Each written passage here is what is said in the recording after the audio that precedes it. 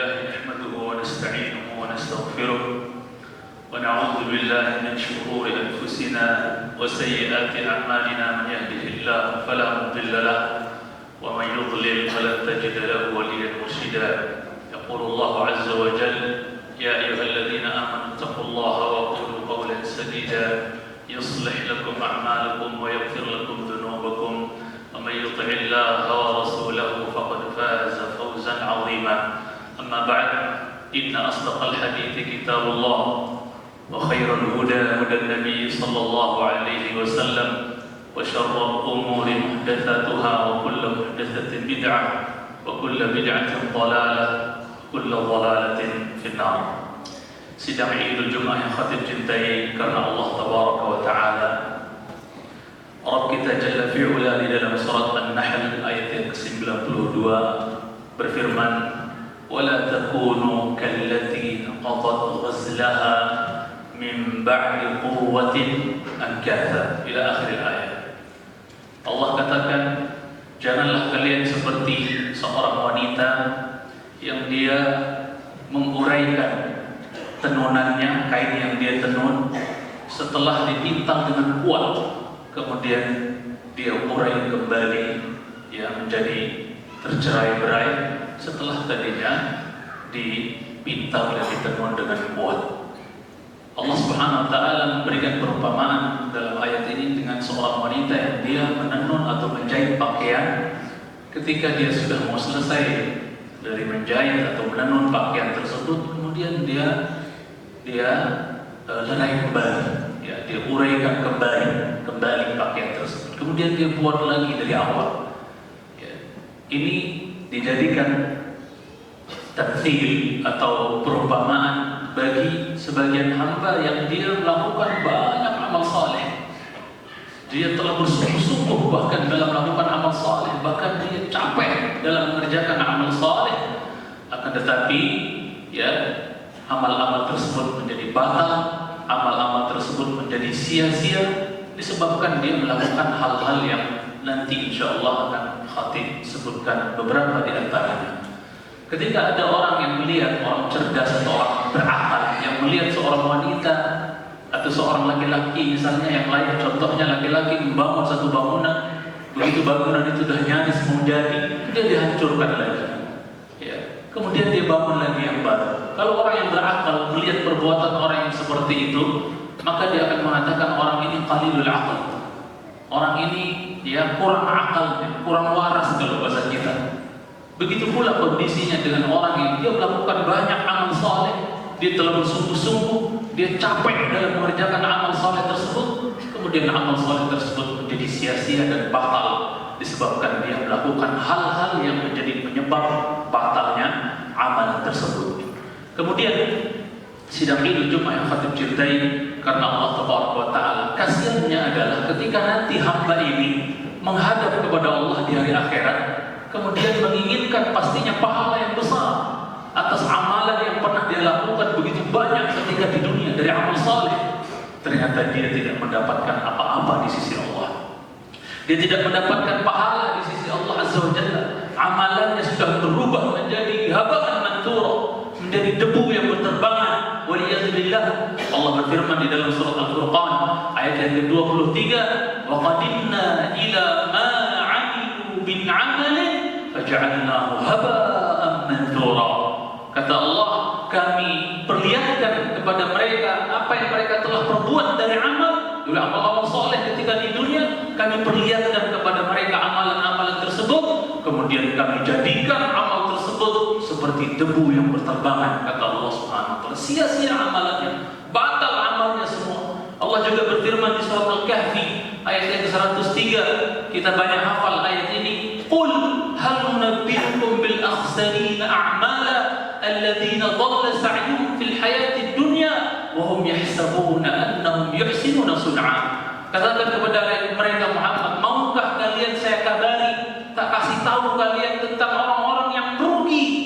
Mereka adalah orang-orang yang sia-sia amalannya ketika hidup di dunia, ketika di kehidupan dunia, sia-sia amalnya, batal amalnya, ya.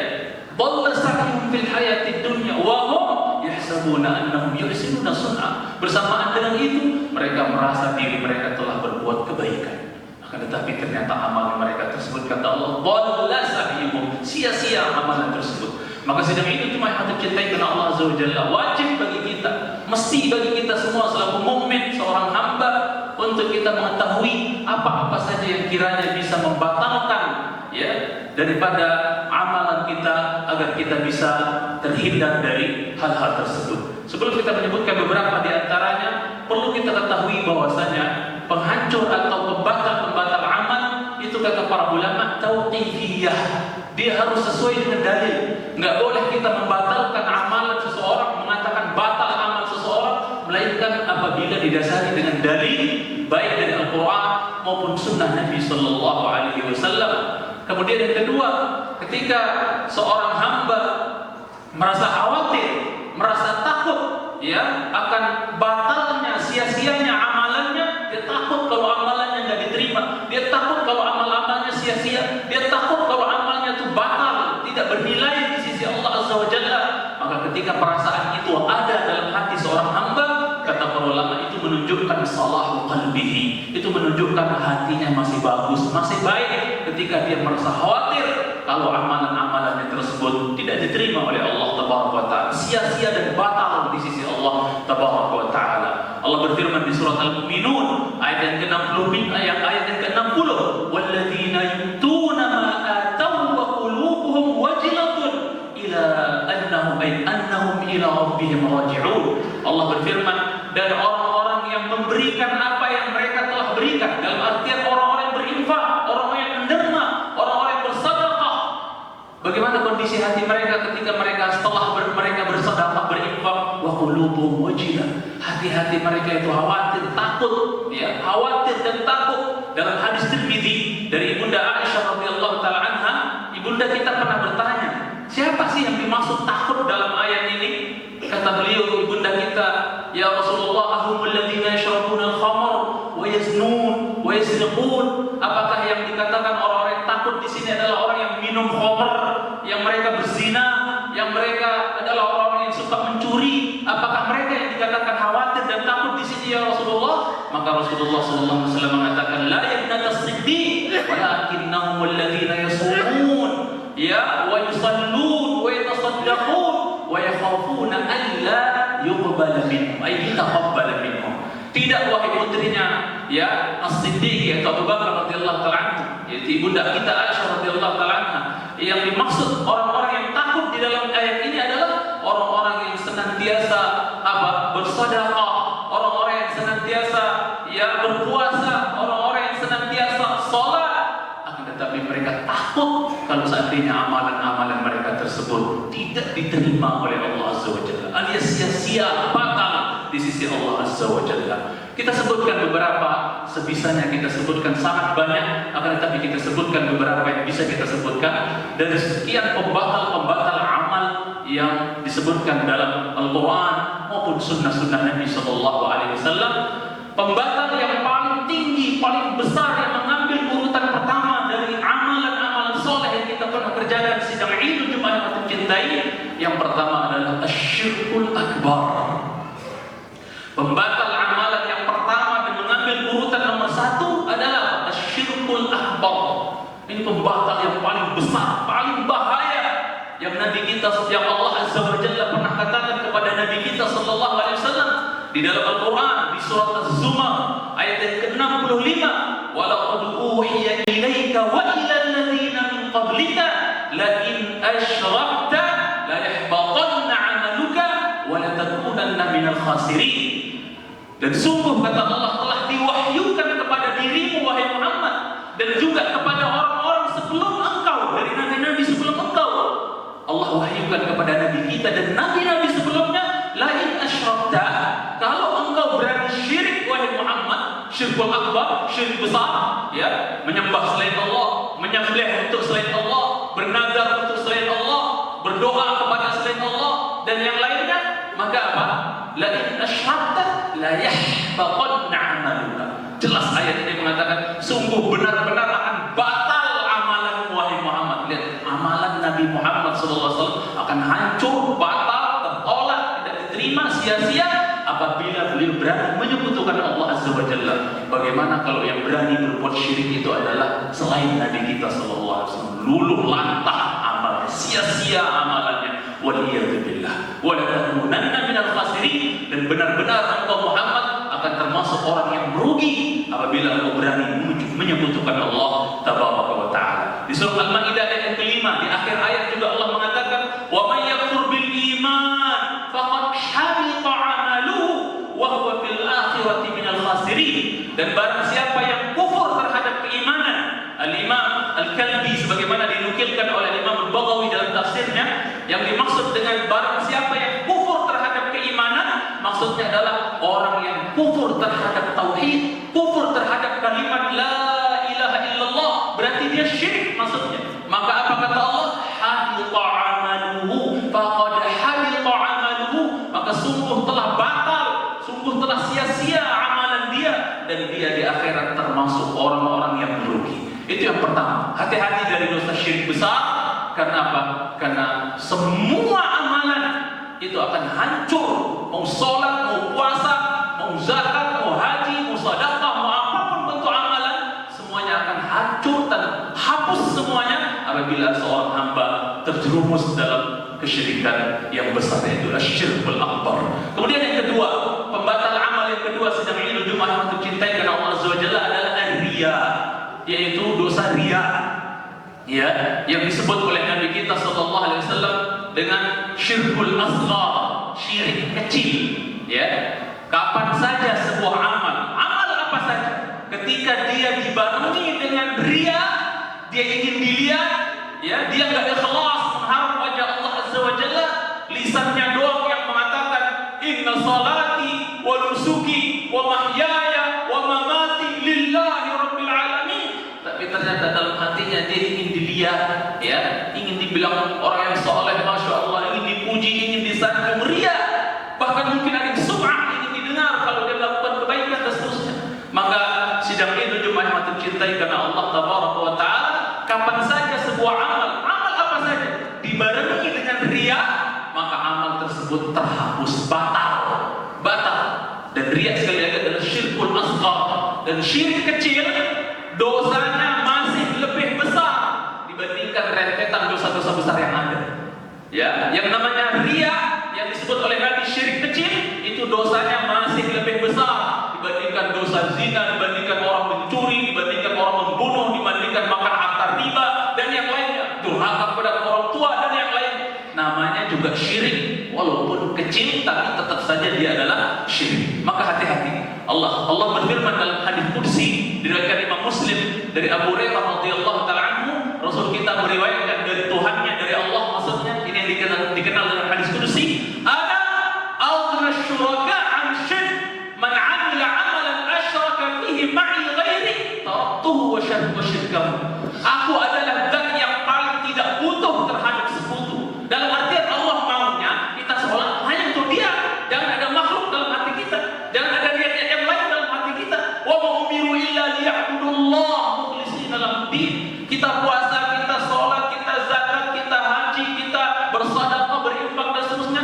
Allah hanya ingin kita lakukan amal itu semuanya untuk Allah Azza wa Jalla. Jangan ada makhluk dalam hati, ingin dipuji, ingin disanjung, ingin didengar, ingin dilihat dan seterusnya. Jangan, ya. Allah katakan aku zat yang paling tidak butuh terhadap sekutu, tandingan. Siapa yang melakukan sebuah amalan, kata Allah, yang dia sekutukan aku dalam amal tersebut dengan selainku, disekutukan Allah dalam amal tersebut, maka aku akan campakkan dia bersama kesyirikan tersebut. Aku enggak butuh terhadap amalnya tersebut, kata Allah Tabaraka wa Ta'ala dalam hadis qudsi. Dan kita tahu semua sidang Idul Jumat, sebuah amal baru bisa terangkat, ya, ke sisi Allah Azza wa Jalla, tercatat menjadi sebuah amal saleh yang nanti kita akan dapatkan catatannya di hari kiamat apabila ia terpenuhi dua syarat mutlak, nggak bisa dinego-nego, nggak bisa ditawar-tawar.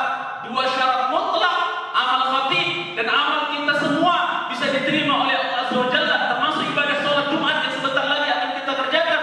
Baru dia maqbulah, baru dia diterima di sisi Allah Azza wa Jalla apabila di dalamnya ada ikhlas karena Allah semata kita kerjakan. Yang kedua adalah sesuai dengan tuntunan dan contoh sunnah dari Nabi Sallallahu Alaihi Wasallam. Jadi kalau hilang salah satunya, amal itu mohon maaf tidak diterima oleh Allah Taala. Aku boleh hada wa astaghfirullah li wa lakum wa li sayyidil muslimin wal muslimat min kulli dhanbin wa khati'ah fastaghfiruhu innahu huwal ghafurur rahim.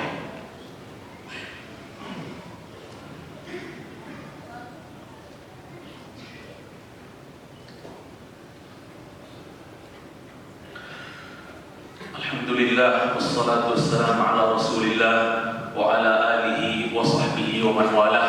Sidang Idul Jumat yang tercintai Allah Azza wa Jalla, saking berbahayanya ya penyakit riya ini yang merupakan pembatal amal.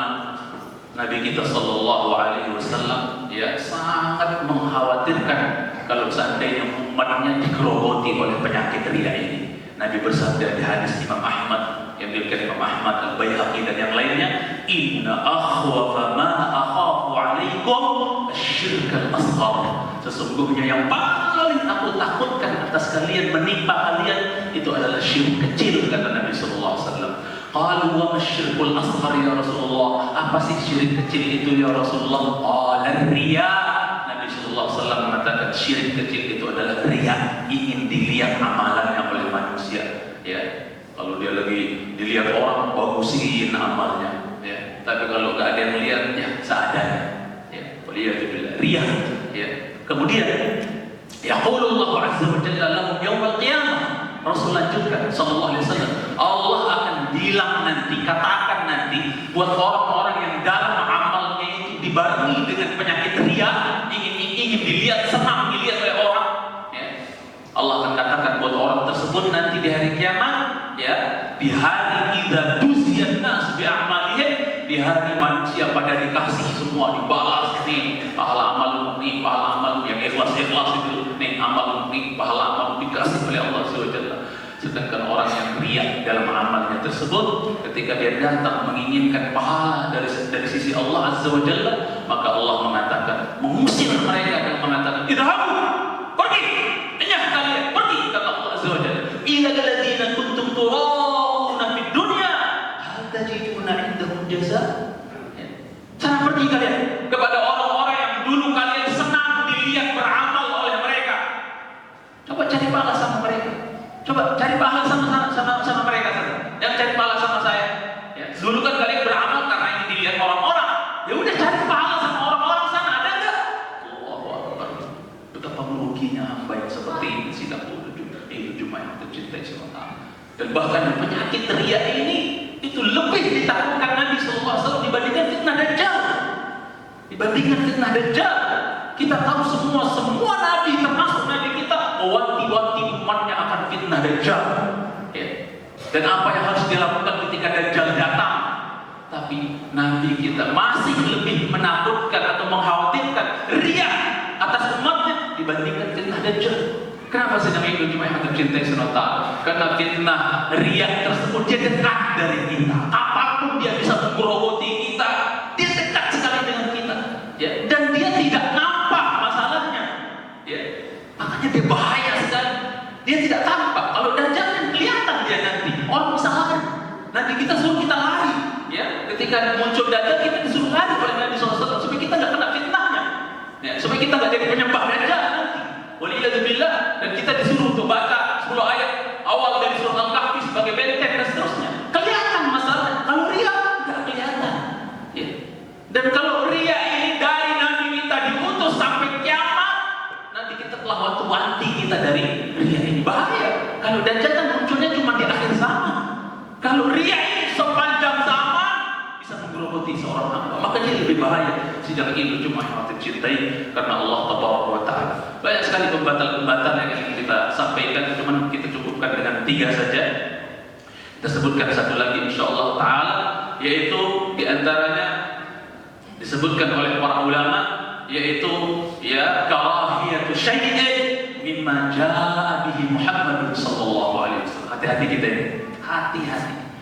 Yaitu membenci ya sesuatu yang dibawa oleh Nabi kita sallallahu alaihi wasallam, dari ajaran, dari syariat, dari sunnah. Jangan sampai kita membenci, jangan sampai kita memperolok-olok, mengejek-ngejek. Kalau kita belum bisa kerjakan, diam aja gitu kan. Jangan sampai kita batal gara-gara kita nggak suka dengan sesuatu yang dibawa oleh Nabi kita Sallallahu Alaihi Wasallam.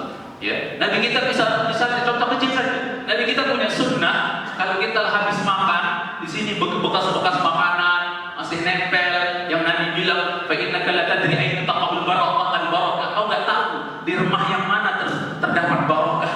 Ya, maka dengan cinta Allah Taala disunahkan kita kalau kita habis makan itu jangan diusap, jangan dilap dulu tangan kita, jangan dicuci dulu sampai kita jilat, hatta yaqaha, sampai dia jilat tangannya. Ya, kata Nabi SAW, ini sunnah ajaran dari Nabi SAW. Takutnya di rumah-rumah yang ada di sela-sela jari jemari kita, disitulah keberkahan makanan itu ada. Sidang ini cuma yang mencintai SWT. Dia orang, Masya Allah, memperolok-olok, nggak suka, benci bahkan dengan sunnah-sunnah tersebut.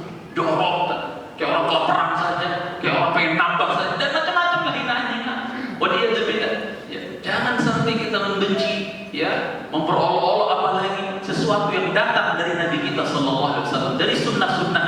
Kalau kita belum bisa mengamalkan, ya paling tidak kita jangan berkomentar atau jangan kita mencela, ya menghina, yang menunjukkan kita tidak suka dengan sunnah tersebut. Banyak lagi yang lain sidang ini cuma yang mencintai Allah Taala, seperti menyebut-nyebut amalan kita. Kalau kita misal sedekah kita, habis sedekah kita apa?